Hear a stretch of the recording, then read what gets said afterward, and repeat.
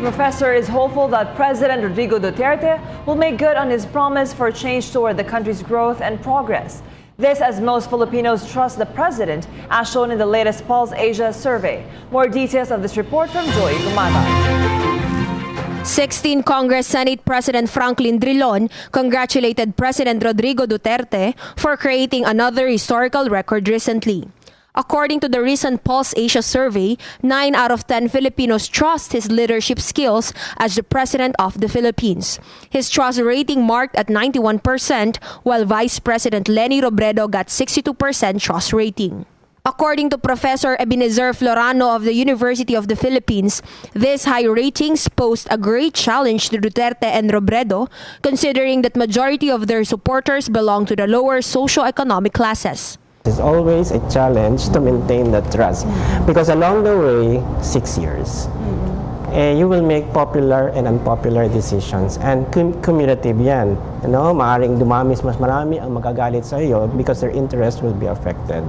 So the challenge is paano mo sasabihin sa mga mamamayan na tama ang decision mo at mapapanatili mo silang naniniwala sa iyo. Professor Florano was not surprised that economic improvement was the top priority issue the Filipino people want to be addressed by the current administration, even if President Duterte is vocal about focusing on anti-crimes and constitutional change initiatives. Pero may nagsasabi naman that if you get rid of crime, lessen or siguro reduce the incidence of crime, baka naman economic development will come naturally. Pero I still don't buy that idea. Somebody has to take care, look at the economic development, take care of the economic development of this country.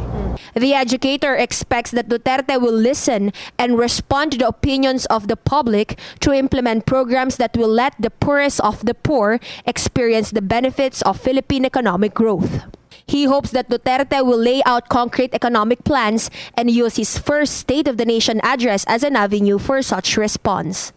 Professor Florano encouraged the public to actively take part on this historical event that will be conducted on Monday, July 25, 2016. Manood tayo, makinig, tingnan natin kung ano ang pagtataya o assessment ng Pangulo sa ating kalagayan, sa ekonomiya, sa politika, sa crime, Tingnan din natin kung ano ang sasabihing bisyon o ano nakikita ng presidente kung saan tayo pupunta. Reporting for PTV News, Joy Gumatay. Hi, ako si Ria Fernandez. Mag-subscribe na sa PTV YouTube channel. I-click lang ang subscribe button.